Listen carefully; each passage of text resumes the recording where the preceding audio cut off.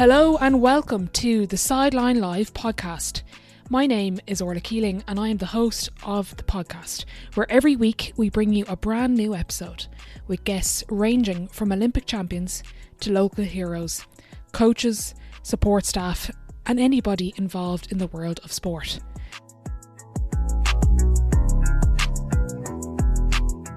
Each week we will dive into different topics, including current affairs in sport, identity, skill, mindset, coaching, and also shine a light on those flying under the radar. So tune in for brand new episodes, new stories and new insights you've never heard before.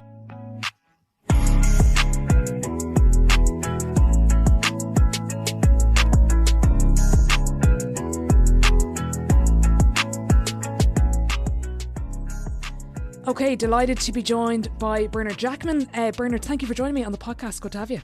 Yeah, Orla, thanks for coming on and thanks for all the work you do helping coaches get together and get better. I'm part of your WhatsApp group, and obviously we've come across each other when you were in RT, so delighted to get the chance to do this.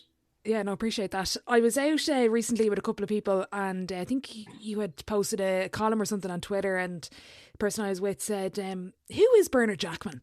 So I'll let you answer that question. Yeah, I'm trying to work it out myself. And I was 50 last week, so I still haven't figured it out. It was funny because I do lots of different things, Orla, and sometimes it's hard to actually pigeonhole myself as whatever, a pundit, a speaker, a cattle dealer, leadership. And so I was talking to someone else who's kind of in the same space where they've got lots of little different things going on. And he said, we have to, how we term it is, we've got a portfolio of things, right? Now, that doesn't define me either. But I'm just someone who's been lucky enough to be in lots of different environments where I've been around people, I think, who are trying to build something, create something, have success.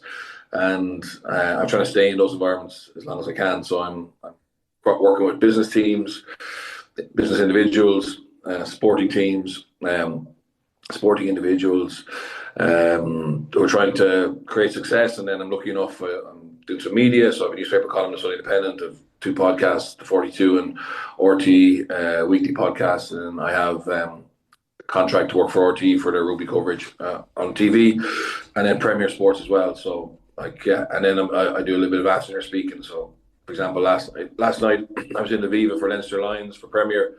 And then I was the guest speaker at the Cook RFC dinner up in Belfast. So lots of different things, meeting lots of brilliant people and having lots of fun. Brilliant. Happy belated birthday also. What did you do for the big 5-0? A couple of us, my best friend, he was 50 on Saturday and I was 50 on Tuesday. So we went down to Castle Palace for a few days with our wives, and just got away on a midweek, Tuesday, Wednesday, and had a few drinks, nice food, and just recognised it. So it was lovely. Very good. I think I was saying to you before we prepped, or before we recorded here, just in terms of the prep. I do have my notes here to the side if you see me looking off. But what's the biggest? Or sorry, I'll go to that next. But what have you not been asked about yet in terms of the work you do?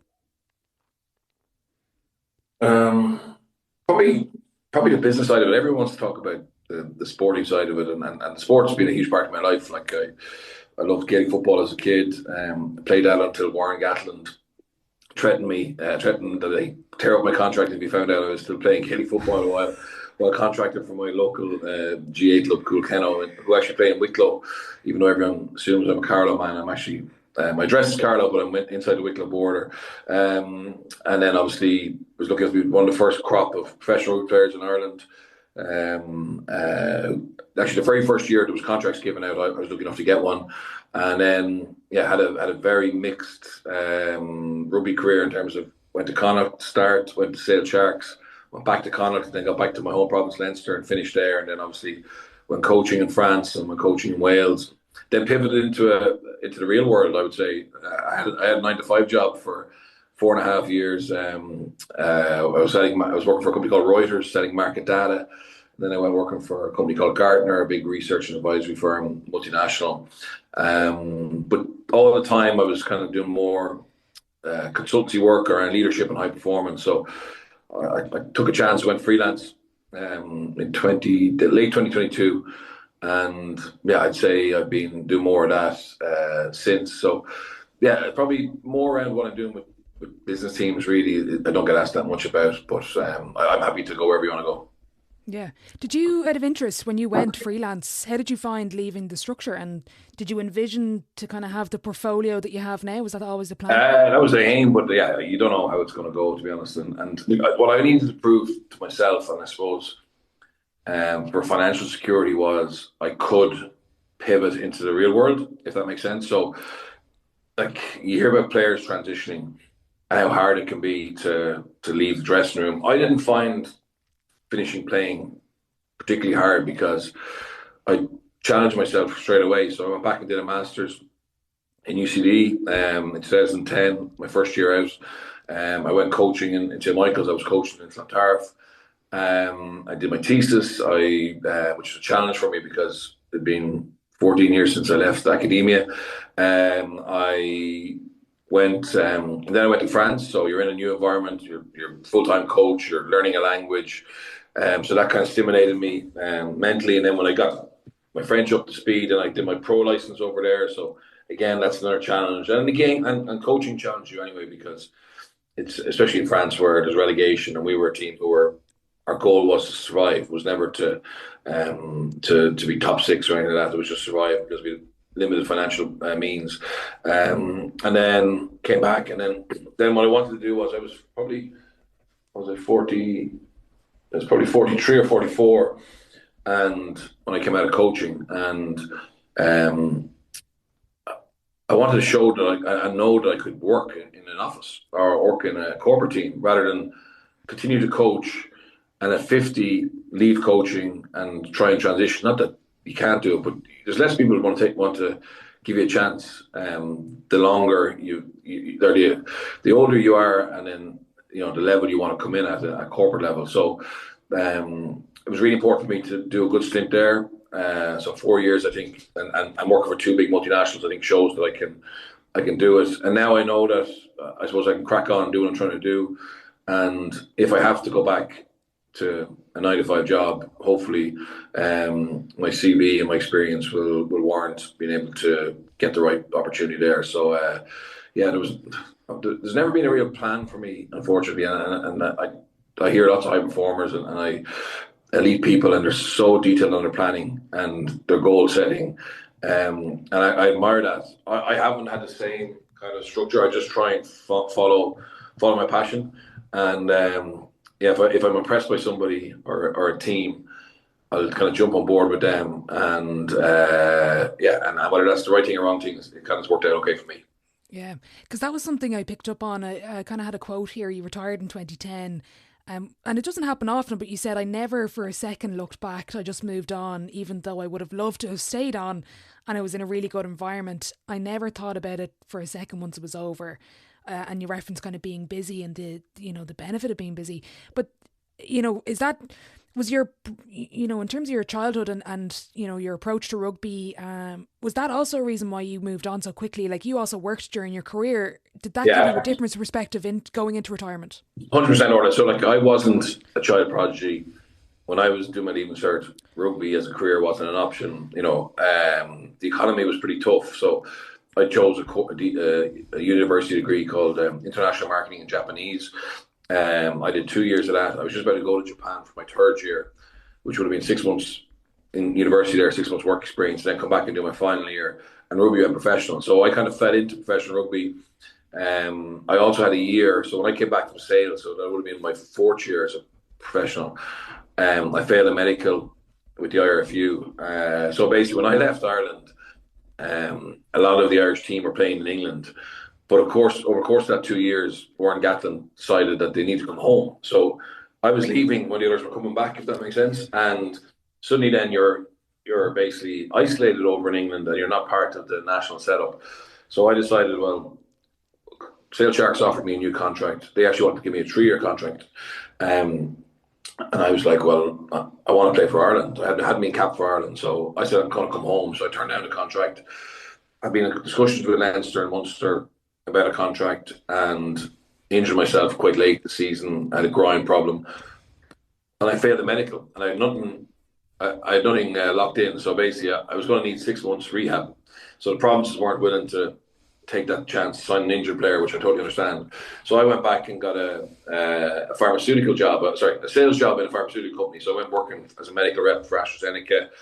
Signed, took a year, well, took a contract, took a job with them, and I gave myself a year basically to try and get back into pro games. So rehabbed, stayed fit. Around Christmas time, then I got back playing for Clontarf, and thankfully in April, May, I had an offer from Leinster and Connacht, and I got back into pro rugby. I went back to Connacht, but yeah, like I said, having that year out again, along with the fact that I never thought I was going to be a professional rugby player, kind of always made me realise that it's a very limited window. Just enjoy it, but always have plans for what you're going to do next. Sorry, always be aware you're going to have to do a lot more next. Rather than I didn't have to plan, but I had a little bit of a vague idea around where I wanted to go. Because that was the other thing in terms of when I heard you listening or kind of speaking about Bernard Driscoll and Paul O'Connell, they brought that same mindset to retirement. It's funny, they were kind of the two lads that didn't need to maybe plan for retirement. They were always kind of going to be the 4 or 5 that are going to be looked after their playing career. Can you understand, or do you see the mistakes that other players make approaching and beginning retirement from sport? 100%. It's very frustrating because they've never had more help there. There's never been more evidence or talk around how difficult it can be for some people. And I really feel for them because it is such a privilege to do what you love as your career. And the buzz of training, the buzz of playing in big stadiums, winning silverware, losing silverware, is hard to replicate. As I said, that the fact is, like Paul O'Connell and Brian Driscoll, who were my vintage, they already had massive careers, massive profiles, but they were incredibly meticulous in terms of the planning for next step. And the reason I brought that story up or the reason I've told that before was because it's ironic. It's the journeymen like me who really need to focus on networking, study, work experience, having mentorship, having mentors who will help you, and often they kind of push it down the road, think it'll never happen to me, or I'll worry about it then, and then they get into a bit of a cycle of frustration and fear and anxiety, which are horrific. But I said, thankfully there's a big investment. So Rugby Players Ireland, or the players' body, they all have employees in each province who are there to help players, not just near the end, but all the way through their career in terms of trying to work out what the next step is, which is brilliant. And it's not. I've worked in Wales. It's not anywhere near as strong over there. And ironically, the economy over there is tougher, so they actually would need more. France, to be fair, are very, very strong. The players' union in France are very strong, and there's a lot of opportunities for players to get further education, etc. While playing. But I think it's difficult. I think my mindset would have been, so my dad's a cattle dealer, and you have good days, bad days. You bring cattle to the mart, you don't get the price you want. But I suppose you can't feel sorry for yourself. You got to go and go again. And I think that helped me as well because, as I said, I didn't want to look back. I broke all ties with Leinster. I didn't go around watch training. I didn't go to games as a supporter. I either went as an employee, so I was either working for media or I wasn't going there. And it's funny, I never lost love of the game. I love the game. I actually love the game even more now. But it was important for me to find out what areas were going to help me still love the game, if that makes sense. So I went back coaching. Obviously, I went to France to coach professionally, but I was coaching like junior clubs while I was playing. And I just love the buzz of the dressing room. I love the buzz of a clubhouse if the team have done well for that half hour where everybody's happy and just gives people a bit of a lift. And I just realised that was going to be the way I was going to stay involved long term. And obviously now I'm out of pro rugby since 2017, so it's 9 years, and I'm still very much involved, if that makes sense. I'm careful when I ask this question, but it's come up a couple of times and you've kind of referenced it there a little bit. Bernard, is elite sport healthy? I'd say there's areas that aren't. Definitely, there's areas that aren't. Yes, in my experiences of it were I wouldn't change it for the world, if that makes sense. And that's only because it hasn't affected me post my career. But certainly, it's a ruthless elite environment where, yeah, if you could create that environment in a non-sporting elite world, you wouldn't last long, or you wouldn't have many friends or followers, you know. But and that's the pressure of it, you know. And there's some people get it really right and manage to get elite levels of performance without any negativity or over emphasize the pressure point of it, and then others maybe step over the line. But a lot of it's down to, I wouldn't say the bad behaviours are deliberate, if that makes sense. It's literally just failure to do the right thing at the right time, and that can create an environment that's very tough. But as I said, it's also it's something that when you're in it, you want to be part of it, and certainly I wouldn't change my career for the world. And I was far from all highs, but it's all part of your journey and how it can hopefully help you grow. Did you feel more pressure as a coach or a player during your career? Way more so as a coach, and still, I got involved with a club at Malahide for the last 7 or 8 weeks of the season. No, actually 8 weeks of the season, and they were in a relegation battle, and I wasn't able to go to all the matches. A brilliant guy called Colin Boomer was coaching them, but on the last day they played a playoff game against a club called Boyne, and it was a relegation promotion playoff. So if we had lost, we got relegated, and it was a big relegation. It's to go from being a senior club to a junior club, and the route back is incredibly tough. And we were losing with 3 minutes to go, and it's not going to affect wasn't going to affect my livelihood, and yet I had this unbelievable pressure, because there's a pressure of expectation, there's the pressure of feeling you want the group that you've got to know and like to not have that failure. And thankfully we won with a try in the 78th minute, and then there's the relief. But so I would say, well, as a player, the pressure's in the dressing room, the pressure's walking out of the tunnel. But then you're in the game. You know what I mean? You're in the game, so you actually can control it to a certain extent. Whereas, and I'm not saying coaches can't control it, but you have less control than actually being in the game. Yeah. What do you wish you knew as a player with all the insights you have now as a coach and also as a pundit? Find areas that you can add value and do those, you know, and don't worry about, just really focus on your strengths. Like for me as a pundit, I don't have the profile, or hadn't the profile of a lot of lads who had 100 caps or whatever. But how can I add value? Well, I can add value by tapping into my coaching experience, tapping into my experience of having coached outside of Ireland, having coached in France, having a great network of coaches who are my friends, who can make sure that I'm stay current. Because the longer it is since you played or you're in that dressing room, the harder it is to stay current, because the game is changing all the time. So, and then to try and basically tell a story to the listener, tell a story to the viewer, where they feel that they're more educated or more informed than they were before you spoke. And you can't do that. Everything can't be a nugget. But it's trying to be so up to date or informed that when an opportunity comes to add value, you can.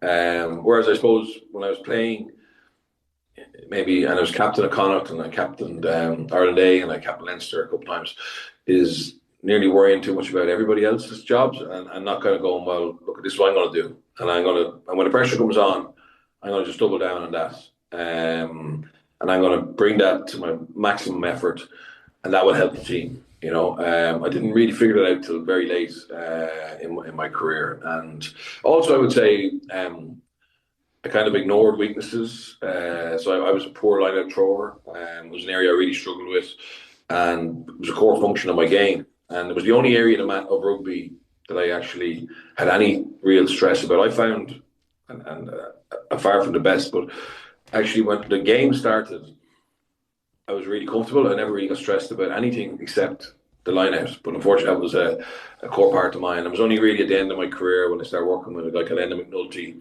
and I started to change how I trained that part of the game, how I visualized, how I had a process to it, how I got my heart rate down, that it became something that I wasn't as anxious about. And then suddenly everything is just flowing much better, you know. So I would love to have learned that as a 18, 19-year-old. I would have saved myself about 10 years of unnecessary stress, and I would have played a lot more as well. I would have been, yeah. So I did. There was stag me last night.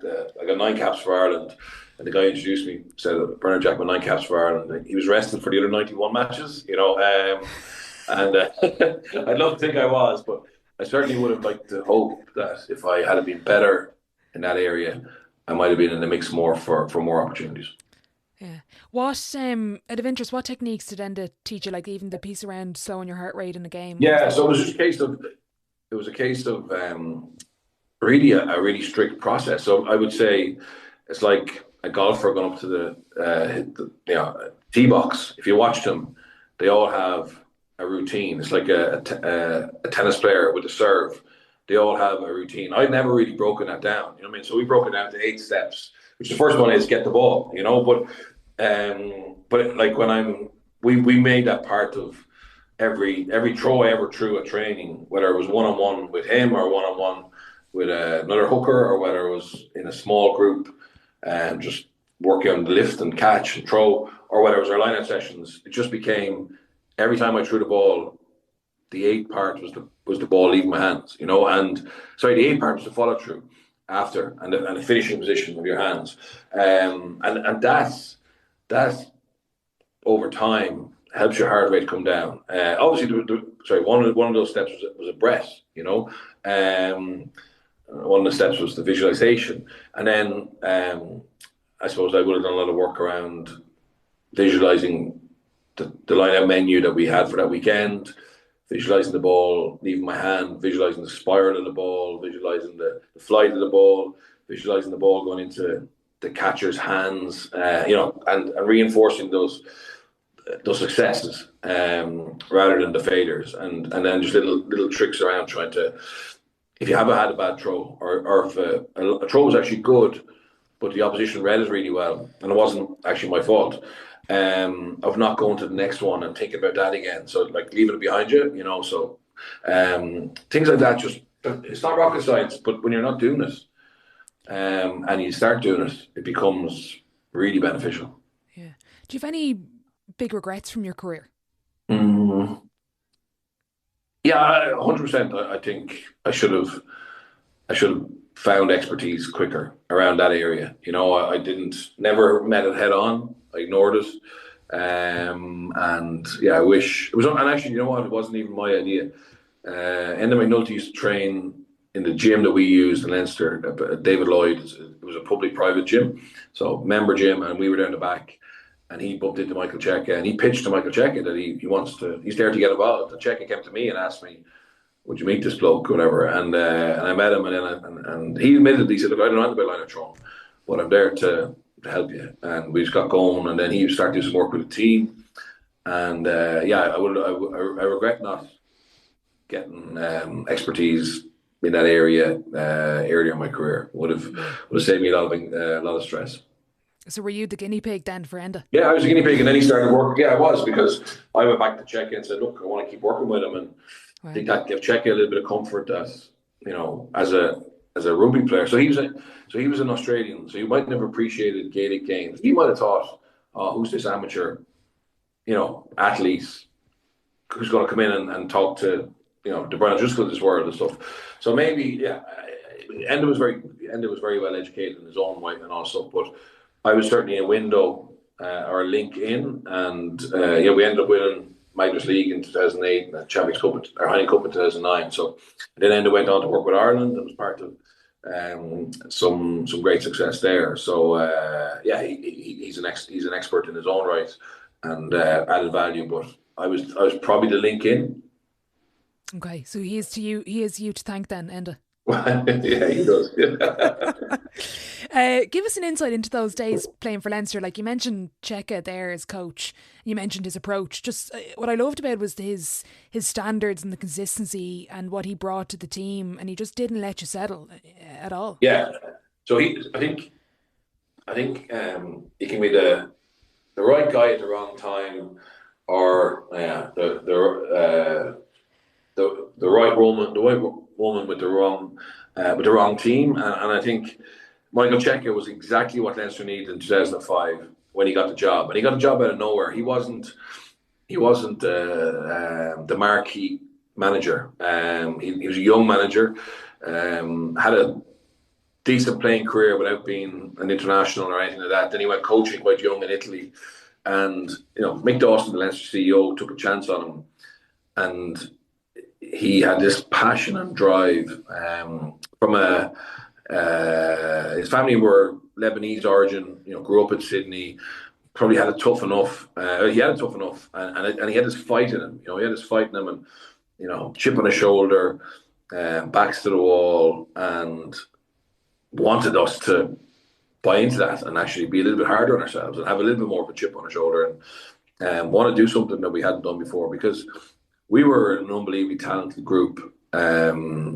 Like I played in Sale, I played in Connacht, and like you know from the first training session that there's way more tools here than I had previously, and the squad is much deeper, etc. But unfortunately, when it came to the crunch, Orla, we kept letting ourselves down, and we would coast for most of the season because we were more talented, and we'd play some brilliant rugby, but we were missing the core part, which is around togetherness and identity, hard edge, fight, good culture, putting Leinster first. They were all missing, really. They weren't missing every day, but when you come up against a team who had a similar level of talent and the other stuff, we fell flat in our face. And he didn't. He could see this every day, and he pushed us and pushed us and pushed us, and he refused to back off, even when he was under pressure for his own job. And sometimes I've seen this with managers, is instead of, when they're under pressure, to ease off a little bit for fear of player unrest or maybe losing their job. He just kept being Michael Cheika, kept pushing us, kept telling us when we were good, and kept telling us, more importantly, when we weren't good. And eventually he got people out of the business, out of the team that he felt couldn't stick the pace, brought in people who could, and it turned in really properly in 2009, but you could see the seeds of it in 2008. And I would have said, even though it was a shock when we won in 2009 to everybody externally, I think we all felt we'd actually made significant change, and we were ready to go. And I think that was the start. And then Joe Schmidt came in after him, and I wasn't there for Joe, but certainly he brought a different strength to it, which is his strength, which is technical, tactical, detail. And then, then a lot of those players when I went to Ireland, with Andy Farrell, and that's more holistic, more around it is very detailed as well, but his probably thing is more around the culture and the identity and the togetherness piece. So it just depends on what group you have, what a coach's strength. Which coaches' strengths are really important, are the best fit for that.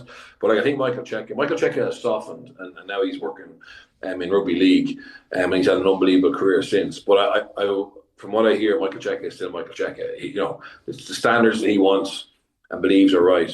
He chases them all the time, and I think that's really important. And what a coach is authentic. It's funny. I met Ronan O'Gara 3 weeks ago. I went up to Belfast, and he's the same age as me, and we played together. He's an unbelievable man, and he was just telling me that he said, "Oh, do you know what my nickname is with the group?" And I said, "No." And he said, he's been in La Rochelle 6 or 7 years. He said his nickname is "Ça va la famille," which is basically "How's the family?" Because apparently, if someone's going to get dropped, Raj always says to them, "Ça va la famille," first, and then next thing they know, they'll drop them, because he's there so long, and they've obviously all chatted. the players notice that that's a tell for him, right? And we were laughing away about it, but I think it's actually, if I was in that group, I would admire that more because he's consistent, if that makes sense. So the thing that I always found with leadership or coaches was as long as they were consistent in what they wanted, tactically, technically, culture-wise, you either get on board with that or you move on, right? And everybody has more confidence in the system because there's that clarity. The challenge I always found was when the coach or leader for 3 weeks or 4 weeks said, this is a fundamental for us, this is non-negotiable. And then you chase that, and then suddenly you see people not chasing it or rebelling against it, and it's not being challenged, okay? Or suddenly then something else, it's the new trend, or the new piece of kit or whatever, and then you get confused a little bit. So Joe Schmidt called them the rocks. What are the rocks of our performance? What are the things we hang our hat on? And 3 or 4 of them, and it'd be consistent in them. And you can always fine tune them, but I think they're the leaders that and Raj, just that example is that consistency of how he deals with people who are being left out. I actually think it's a strength rather than a weakness. Yeah. When you mentioned the house, the family, the Andy Farrow holistic approach versus checking, I know you said you've softened now. Does that hard edge approach, is that still effective now, or have players evolved? I think you probably have to connect with them first. I think there has to be a period where they get to know you, and you get to know them, and the trust evolves. I think once the trust is there, absolutely you can push. You can push really hard. I think whereas before first day of the season, first day of pre-season, those coaches could just come in and just basically say, right, it's going to be like this. I think now what I've seen is you need to bring the playing group with you. You need to involve them in the discussions. It's not saying you can't sell it. When I went away, I spent some time down in New Zealand, and I met a guy called Wayne Smith, his nickname is the Professor in New Zealand. He's one of the best coaches they've ever had, best all-back coaches they've ever had. And I asked him for advice around, what would he say to a young coach? Because I was a young coach at the time, and he said, I'd say this to a young coach, I'd say this to my daughter, my son, a student, an auctioneer, a teacher. The 2 best skills he thinks you can have are to be able to public speak and to sell.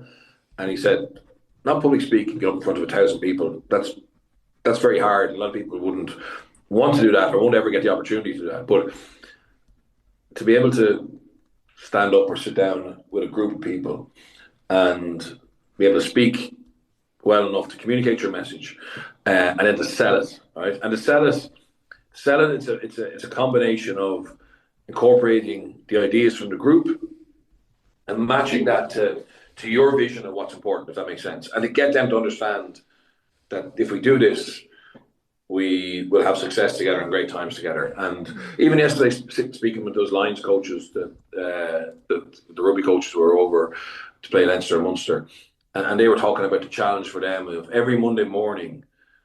And they've had some really tough times. So they're having a good season this year, but they've been in the bottom half of the league for the last 2 or 3 years.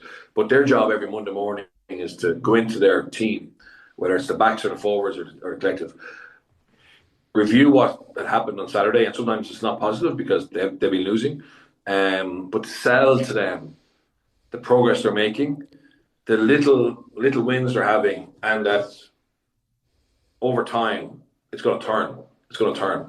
So that's the thing I would say is the modern manager or leader. You can still have that drive, that passion. Absolutely, you have to be authentic to yourself, but probably now there's a process of creating trust, creating relationships, understanding before it'll really become accepted to the same extent it would have 15 years ago. Yeah.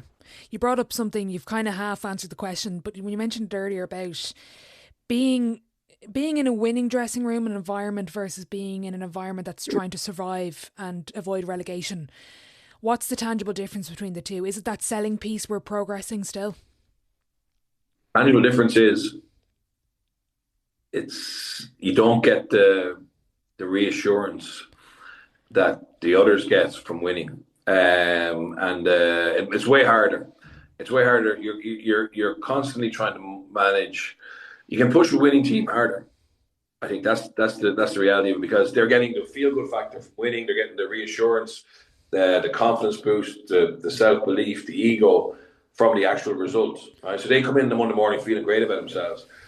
The challenge of managing a team who are down the bottom of the table is understanding how you have to tailor your message and your communication style to get the message across, because that's and to get the growth, but to understand that maybe their ego, their self belief is on a low ebb, the confidence in each other, the anxiety they maybe have about the effect relegation would have on their contract and their future, and the family pressures and all that stuff.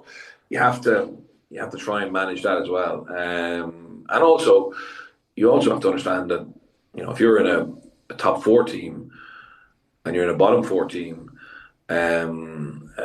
often the difference between both sets of players is that belief part. You know, like I think Connacht, for example, when I was at Connacht, we used to all do fitness testing together with the four provinces for the RFU, and we used to blow the house down.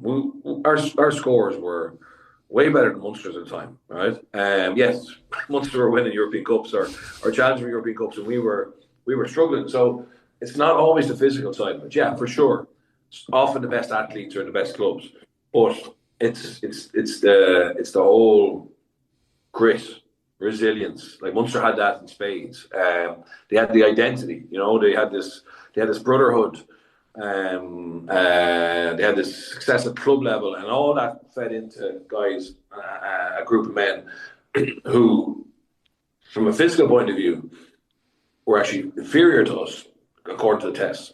But yet they were much better than us in terms of winning rugby matches, which is what their job was. But sorry, my point is that as a leader, you need to understand where the morale levels are at. Okay, and again, it's that constant balance. So the French have so when I was coaching in France, my president, which is basically the CEO, I used to have to go to him every Monday morning for a chat. And every single Monday morning, he's like, "Ça va," which is "how are you?" And he'd say, "Ça va, Bernard." He said, "Le mayonnaise est bien pris ou pas?" Okay, right, which is a really old-fashioned French saying. And basically, "le mayonnaise est bien pris ou pas" means the mayonnaise is well set or not. Okay, well taken, well made.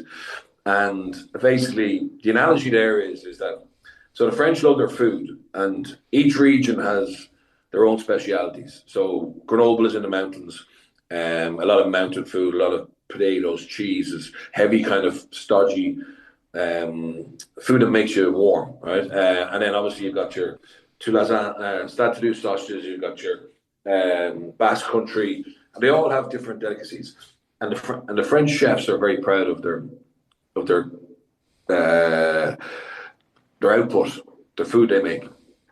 And apparently in France, any chef with any self-respect wouldn't buy Hellmann's or Heinz mayonnaise. Okay, they make their own. Okay. So and again, I don't really understand this, but because I would have thought the ingredients were quite simple, but at different times of the year, different ingredients are in season, out of season, etc. Or you have access to different quality of ingredients. But the reality is the customer doesn't care. All he cares about is does it taste good? Is a nice compliment to the food they're having? And what they have to do is every time they make mayonnaise, they have to assess the ingredients and then adapt the process to make good mayonnaise. Okay. And what he was saying to me is how are the ingredients? So basically, how's the injuries? Okay. How's the morale? How's the contract situation affecting certain players? Because there could be in negotiations, there could be getting distracted by a bigger club or a bigger deal, or maybe going to think to retire. And then basically, what am I going to do as the head coach to try and make sure on Saturday we create good mayonnaise. Okay, and again, it's an analogy that I like in terms of every Monday morning you go into work, or every Tuesday morning, or Wednesday morning, or Thursday morning, or if you're a GA coach or a basketball coach and you're coaching Tuesday night, Thursday night, whatever. Like when you go into that dressing room, into that sports hall, you kind of need to assess, well, how are my ingredients? You know, how are they? And they're going to be different every single week. There's going to be someone in a different place. They're going to be affected by the result of the previous weekend. They're going to be affected by the opposition they're going to play and how they see them. And then your job is to kind of prepare them in the best possible way with the information you have, but still have them going north. That makes sense? Yeah. And maybe go northeast, northwest. But don't be going east one week, west the following week, southeast the week after. Like that, I don't agree with that either. And maybe I'm too set in my ways, and maybe I need to be more creative and to be chopping and changing all the time to find different things. But I think, as I said, in my experience, the best leaders have kind of understood that they understand this works. I may have to manipulate it slightly and try different things to get everybody going the same way or towards that direction, that North Star. But also understanding that you're going to have to change your message or your approach depending on how the people are. Yeah, that reminds me, you've spoken a lot about kind of the cultural exchanges you've done around the world, but I want to hone in a little bit on Sir Alex Ferguson. Like what struck out to me about how you spoke about him was when they were at the pinnacle of football, he still had them in the mentality of they were chasing someone else. How did he do that? He said that he tapped into the working class mentality. You know, he said he was a working class background. His father worked in the docks in Govan in Glasgow. A lot of the players' family backgrounds would have been that. So he was always trying to tell stories around working class people working really hard to achieve something, and not to understand that staying at the top is even harder than getting there. And it was funny, like he brought in the Chilean. Do you remember the Chilean mining yes. story where, you know, and like he used that as an example of resilience, teamwork, and then a couple of months later, the players walk into the dressing room for a match, and there's two Chilean miners in the dressing room. You know, he was always like, he would find something from real life, I think, and sell that to the players and make them see the type of values, behaviours they need using a different angle to keep it fresh. He also, like, he was never tactical or technical. Sorry, he always outsourced the technical piece to his coaches, and he just chased the three values. And he chased these for 25 years, I think, which is around be brave and never give up and team first. And again, I admire that simplicity. You know, and if I'm part of that, if I'm Roy Keane, if I'm Paul McGrath, if I'm Ruud van Nistelrooy, and I know that he is going to judge me on those. Well, then if I just deliver those, and I'm constantly working on my technical and tactical understanding, because that's important too, and my physical conditioning, I'm going to give myself the best possible chance of being in the team. And if I don't, I'm going to risk the wrath of him.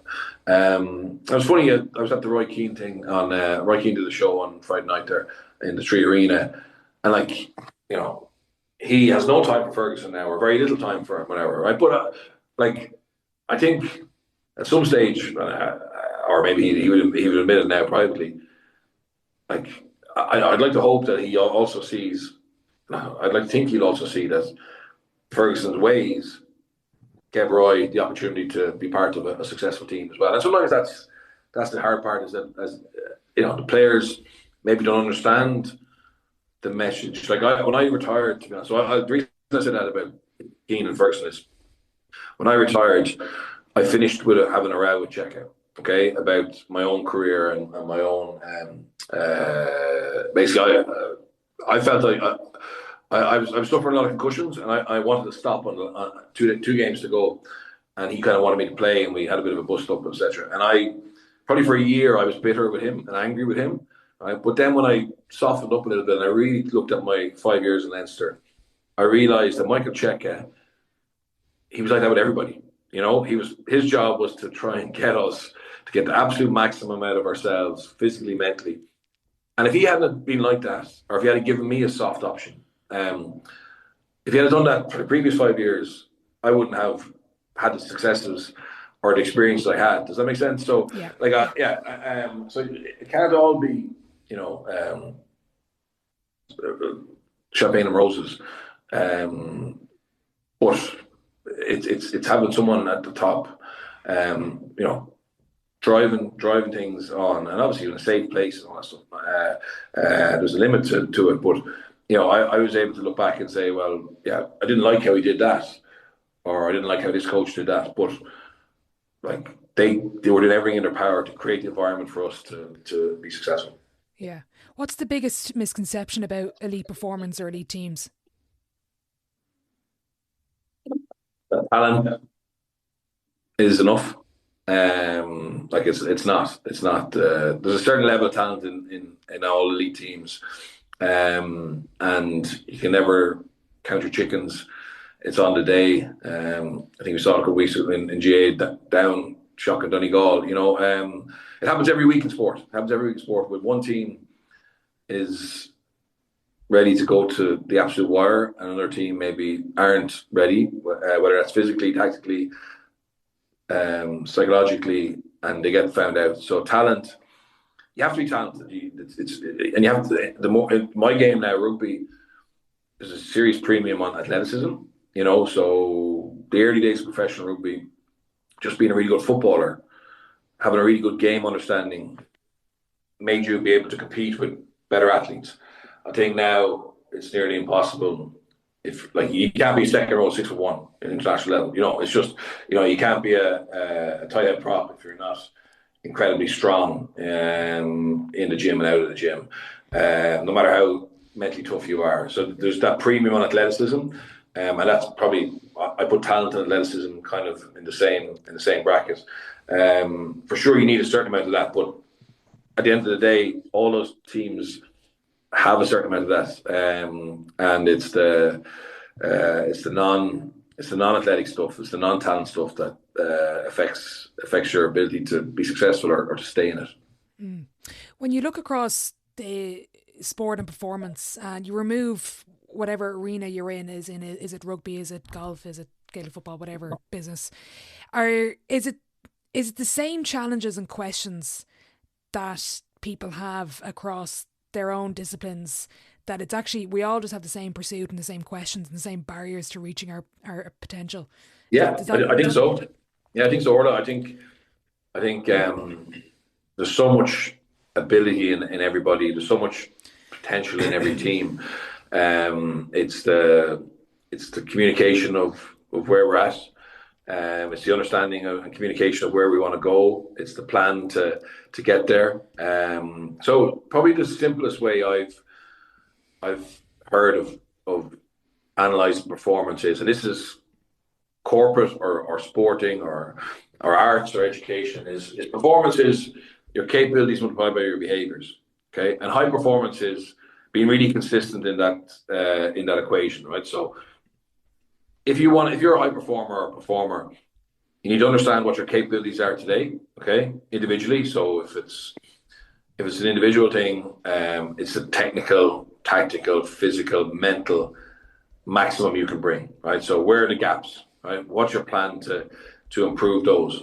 Likewise in a team, if you're a very young, inexperienced team and you're the leader, can you bring experience into that, right? Or how can you expose those athletes to more situations where they're going to get experience quicker, okay?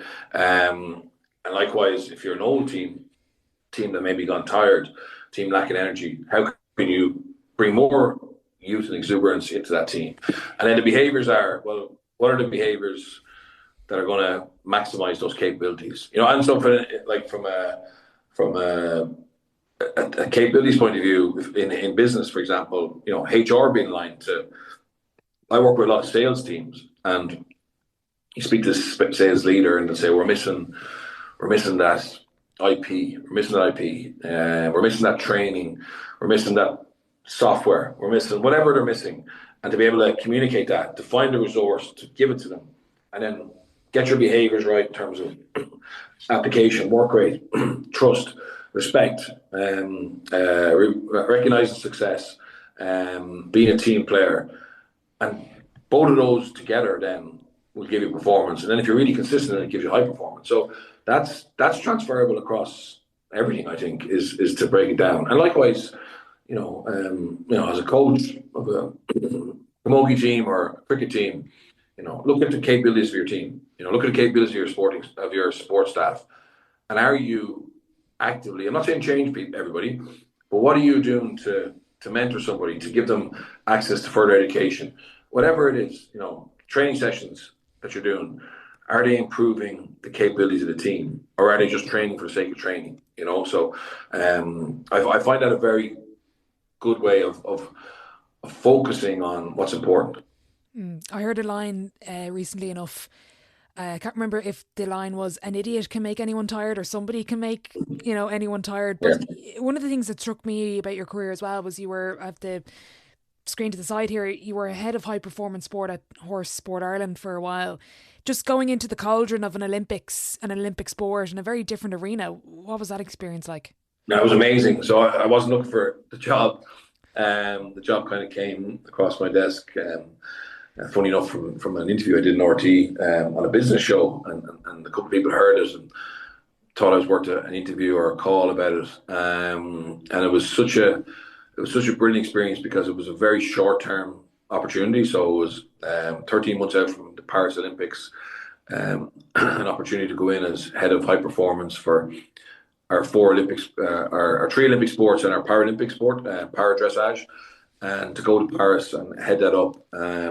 And effectively, the thing is I was never, my role or anyone in that role, you could be an equestrian expert, that's a different thing. But realistically, even though an equestrian expert would have a very good understanding of, the disciplines, at the end of the day, those disciplines are all very unique in their own way. It would be like, I'm not saying Michael Dwyer, for example, like if he was in charge of Kilkenny hurling, or I don't know, Limerick camogie, like I would imagine he would have an understanding of it, but he would empower coaches who are experts in that field to deliver a lot of the main stuff. So effectively, dressage and para dressage, and eventing and show jumping are all very different, except they're all equestrian, if that makes sense, and they're all a rider on a horse. So my job was to facilitate and empower and help what we call the chef de keep. So basically, that's the leader of each sport, or the high performance director, is the Sport Ireland term and the OFI term. But realistically, in the industry, it's known as the chef de keep. And they were all, so we have four different chefs de keeps. They were all experts in their own field. They all had their own unique ways of managing, the ways of selecting, the ways of communicating. They all had their things that they like doing and not like doing, that unfortunately are part of the job. I would say they all had their own super strengths. They all had little gaps that maybe because they didn't like or hadn't experienced in or hadn't been to Olympics before, just a little bit unsure about. And my job is to try and, I suppose, alleviate those stresses, help them focus on their strengths, make sure that our athletes are getting the best possible planning, logistically, and communication, aware of the milestones they need to hit, and just bring it all together to work with Sport Ireland and the Olympic Federation of Ireland, who I found amazing as two stakeholders. Work HSI, obviously, is the governing body. So to kind of be that glue in between to make sure that they had the best possible chance of going to Paris and having a positive experience. And it was amazing. We didn't medal, unfortunately, and there's always going to be regrets when you don't. But I'd like to hope, and from certainly feedback in the Olympic review that we had, was the athletes felt they went there with the best possible chance. And after that, there's an element of luck and around, there's an element of luck and also misfortune or poor execution of the plan, which we all know happens. So yeah, it was absolutely fascinating. I'm still involved. I stepped away from that role. And my dad got ill, and I stepped away from that role because it was 100 days a year contract, to be honest. And I needed those days back. But I stayed on as chair of the high performance advisory group committee. So I'm still for show jumping uniquely, and so I'm still very much involved. I'm still very passionate about it, and I'm excited. I'm excited about the journey towards LA. But for them, it's a funny one in that, you know, it's probably the Olympics are absolutely massive for every sport.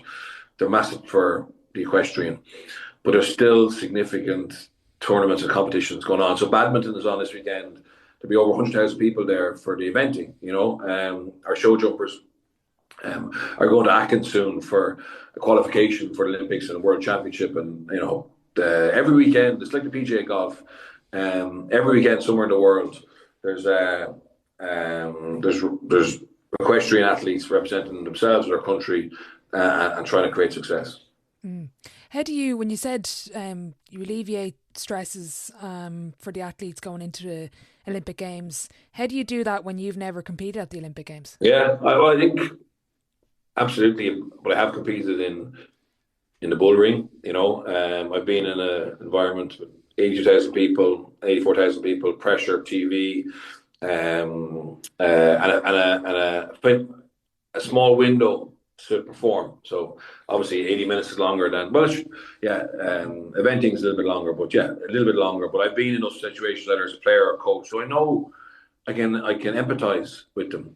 I can understand that maybe moods and behaviors and anxiety will affect their kind of their personalities and characters, but it's all part of them getting into place they need to be to perform. Yeah, and to be honest, like for me, it was. I'd like to hope that a lot of the work I did, they didn't even know I did it. You know what I mean? Because it was channeled through their chef de keep, who is their point of contact. You know, so the less I had to speak to the athletes towards the end, the better, because it meant that they were locked and loaded. Yeah. What did you learn from being in like the environment of the Olympics, you know, and what that is? It just reinforced to me something that I knew going into it, was that elite behaviors are very similar in business and sport and within sport. So, you know, hurling, GA, soccer, Olympic sports, rugby, effectively, there's a certain level of self-drive, mental strength, dedication, passion that are just common, and business as well. Like I did a session a couple of weeks ago with a group of business people, and they were probably as elite as any sporting team I ever visited. You know, and the only thing is they didn't realise it because they're not going into an auditorium and performing, but what they do every day and how they hold each other to account, how they design a plan, how they measure themselves, how they give feedback was elite. So yeah, I think elite people have a lot of similar personalities, but just their passion is going down a different direction. Yeah, you've led me to my favourite question: what separates the best from the rest? Passion, I would say, at the core, because I think passion gives you the chance to be resilient.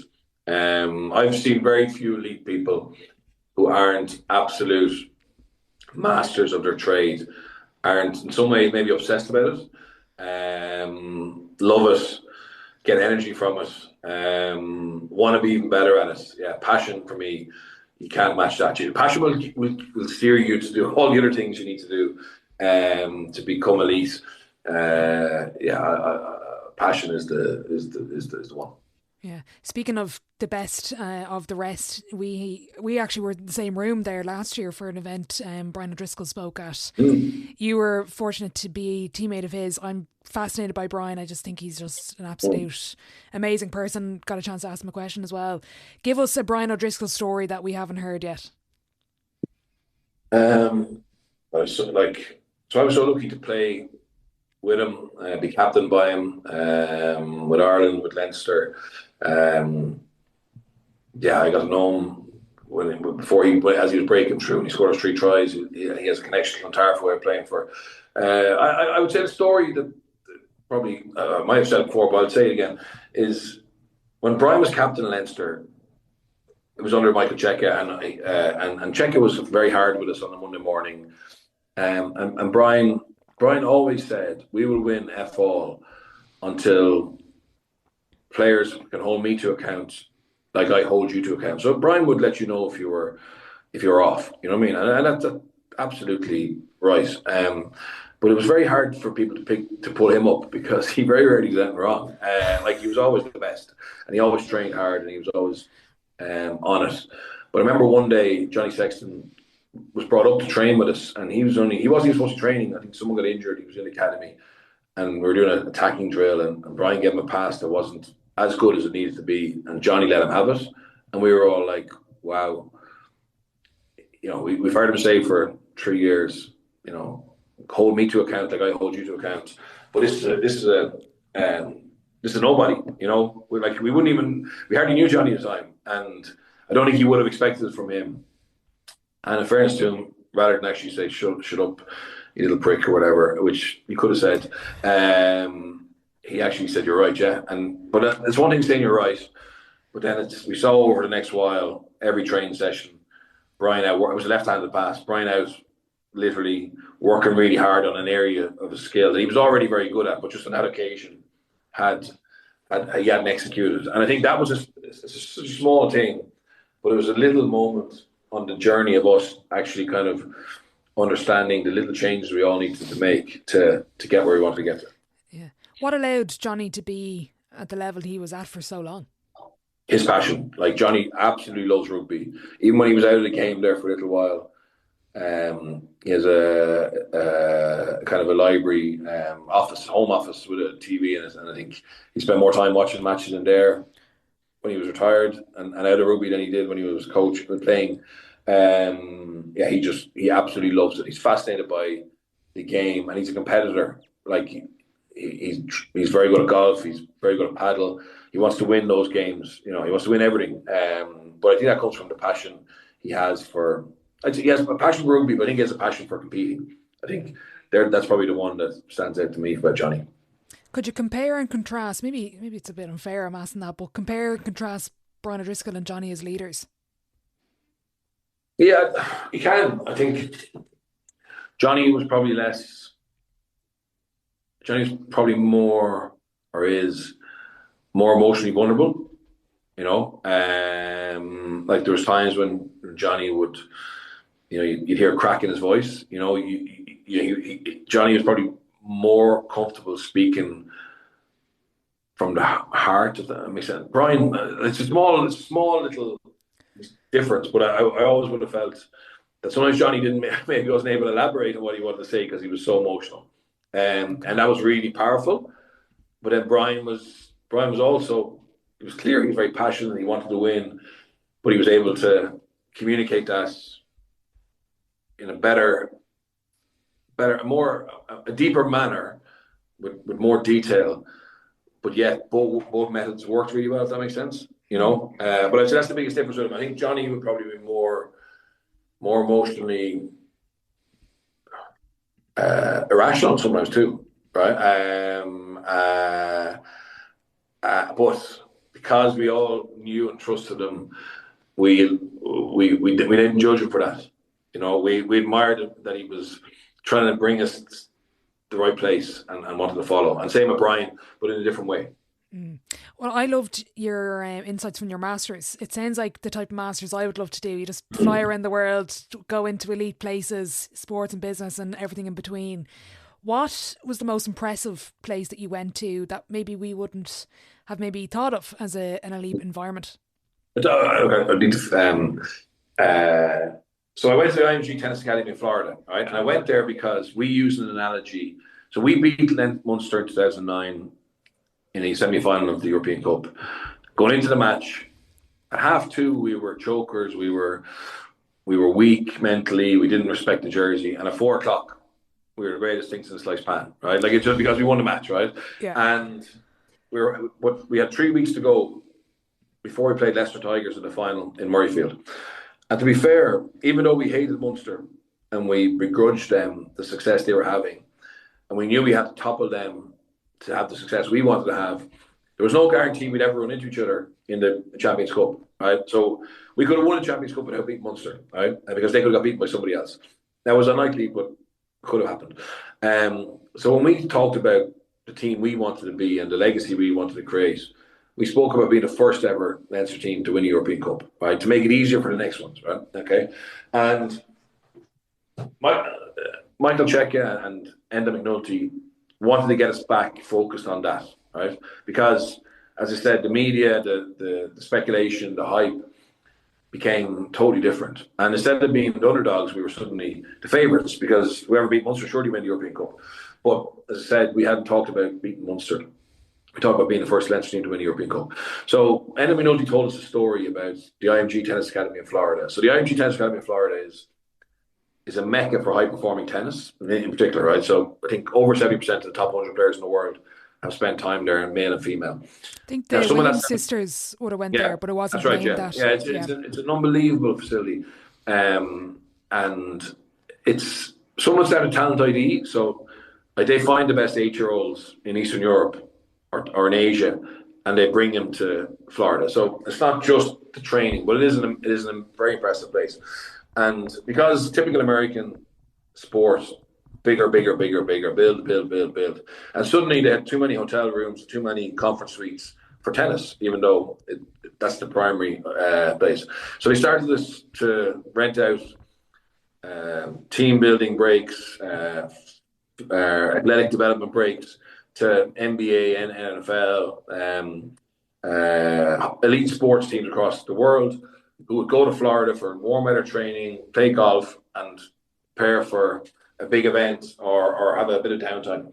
And also they started to invite in corporate teams to do team building, away days, where they could do some strategy stuff, but also tap into some of the fitness facilities, some of the expertise they have around psychology, mental strength, visualization, all those different things. Because they've got everything you need there. So they do it as a test. So basically, they get a group into the room and they say, look, our mission for the next half hour or hour is there's a white fence a kilometre down away from the facility.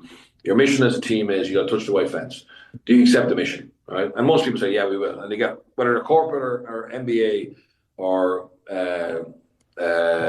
military teams, they say, yeah, let's go. Right? So everyone gets up. And just before you leave, they say, actually, be careful, he said, because they put up a route on the PowerPoint. And they say, just there where the trees are, there's a bit of a creek. And this time of year, wild boar come into the creek. And they bite people. Right? So just be careful, right? So they have cameras all the way along the route. And you see them all heading off, these 6'8" basketballers, bang, bang. And next thing, they get to the woods and they hear this noise coming from the trees, which they perceive to be wild boar, and they turn back, right? They come back, right? So, but the military teams, the Marines and the SAS, etc., when they hear the noise, they crouch down, they look into the forest, and they see it's speakers, okay? It's a recording, and they go and touch the white fence, right? So the analogy is, if your mission is to touch the white fence, right, to get there, especially if it's elite or hard, there's going to be loads of wild boars, okay? There's going to be loads of things that can distract you. And we actually, we flipped it. So we, instead of talking about all the distractions, we'd start talking about touch the white fence, which for us was to win the European Cup. And I went there, I used that in 2009. Sorry, I've been part of a team that used that little analogy just to get us to focus for 3 weeks to achieve our mission. And I went there in 2010 on my way back from New Zealand and saw it firsthand. And again, I'm a bit simple. I like stories, analogies to help me focus or to help me understand what I need to do. And I thought that's still going. They're still using it as a little workshop training aid to help people understand what's stopping them actually achieving their mission. And that's a little one that I don't always tell, but I think it's a nice way of understanding, that there are certain things we can that do affect us, and we have to deal with those. but there's other things that are just distractions. Maybe your mobile phone, maybe it's, you're not getting to bed on time, whatever it is, that can take us away from our primary mission.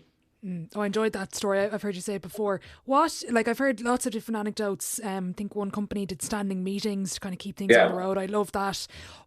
Since COVID, things have changed. Are we now reversing back to pre-COVID? Have we just kind of blocked it out of our minds what has happened, and we're now reversing back from work from home into the office from in the business world? Am I right in that analysis, or is it still different? There's a big push. Yeah, there's a big push to get back. I think it'll never go back 9 to 5 Monday to Friday, but certainly this hybrid working model, 3 days a week, and certain days you have to be in the office. I think it's important. I think human interaction, definitely face to face, does help. I think certain companies are brilliant at getting that virtual work to a high level, and that connection and communication. Sometimes maybe if you only have an hour, you can actually even be more focused and maximize your time. So that's something.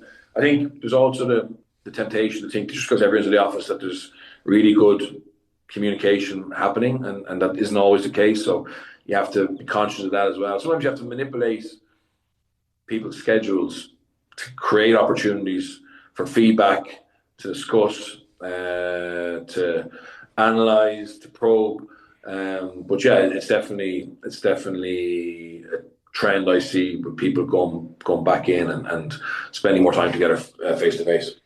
I suppose my question is, who's the best you've seen in terms of engaging the hybrid model?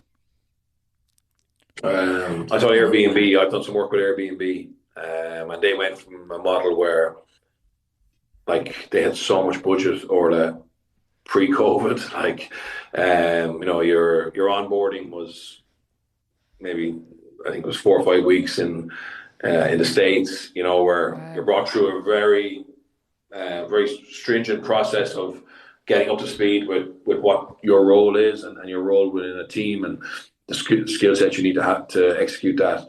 And then they obviously, and like then if they want to do an away weekend, they could go anywhere they want. Like, it was just their answer. Like a lot of those kind of fast scaling tech teams were, if we want to build something, well, let's just throw money into human resources and get people together. And then they went cold turkey. Then they had to let people go, and people reapply for jobs, and then it became all virtual. And they figured that out. They figured out how they would onboard people virtually, how they would create strong teams virtually. And now I think they've got a very, I won't go into details because it's not fair to them, but I think they've got a really good balance and understanding of how to maximize that hybrid and still do face-to-face, still throw money at getting people to travel to a venue, to collaborate, to work, but maximize that and have are very conscious of wasted resource as well. Yeah. I'm conscious of time. Just a couple more questions for you. What is, in terms of your whole career in sport, not just playing or coaching, what's the biggest lesson you've learned from sport overall? That nothing teaches you as much as the game. So we talk about feedback in sport, and it's really important, and you get it a lot. But the actual match, the competition, that's the best feedback you can have, and you need to focus on that as a player or as a coach, and make sure that you're better prepped for the next challenge from that. I think there's nothing as that gives you that real sense of where you're at, like the actual match. What does it take to win? A lot of people behind the scenes who helping the people in the firing line, in the shop window, execute. And yeah, then I think shared vision, shared plan, and the shared and understanding of the behaviours needed to execute it. That's what it takes to win. What advice do you give a parent listening that has a child in whatever sport they're playing that has a chance to be elite? What advice do you give them? Support them. Try and make sure that they keep that passion alive. Try and make sure that they're getting enough positivity from it, whether that's from their playing experience, from being successful, or from the post performance part, where how you communicate with them, how you support them, how you make them understand that those setbacks, if they're not winning, are actually part of it, and then how they celebrate success. I think it's really important. I think sometimes really, really, really elite people don't celebrate success for long, and I admire that. And you certainly shouldn't over celebrate success. But I think it is, unless you're very, very tiny minority who don't need to celebrate success to keep going. The vast majority of athletes or coaches I've seen do need that feedback and that reassurance we get from winning, and that shared joy, to make sure you do enjoy it. You do enjoy it. I think that fuels the next part. And it's important to get that positivity negativity ratio as high as possible. And that can be hard when you're not winning, but as parents, we have a big role to play in that. Barring injury, what's the biggest reason for someone not reaching their potential? Not feeling part of the journey, I think. Yeah, not being part of the journey, not being made feel important. I think that's another job as leaders, is to make sure everyone feels valued. Wow, that's a good one. Bernard, you have connections around the world. Who do I need to get on? And if you do say someone, you need to give me help to get them. Yeah, I've got a very good friend who's coached in South African guy. His father has written a book about attack, but it's more about skill acquisition, the art of coaching. He's now the attack coach for Lyon in the top 14. I felt like AB Zonda. He's a guy I find fascinating, very, very well informed around skill acquisition. He's an expert in skill acquisition, so he's the guy that I now feel I have to help you get on the pod. Okay, amazing. Look forward to that one. Well, we're going to fly through the Sideline 7, conscious you do have a radio gig soon. It's the same 7 questions at the end of every episode. Bernard, I get the sense you are a quotes man, so I'm interested to hear your favourite quote. All friends are best. Brilliant. Question 2, best sporting event you've been to? Paris Olympics in Versailles. Amazing. Question 3, biggest setback or challenge so far in your career, and how did you react to it? Been in the medical when I was 22 for a contract, and got a real job and managed to train as pretty close as I could to being professional when I was working to get back in the professional game. Very good. Question 4, on the flip side, your biggest achievement in or outside of sport? Heineken Cup for me, winning the European Cup was my biggest achievement. Amazing. Question 5, advice to your 18-year-old self? Just enjoy the journey. Don't stress. Work hard and follow your passion. Question 6, dream dinner guest and why?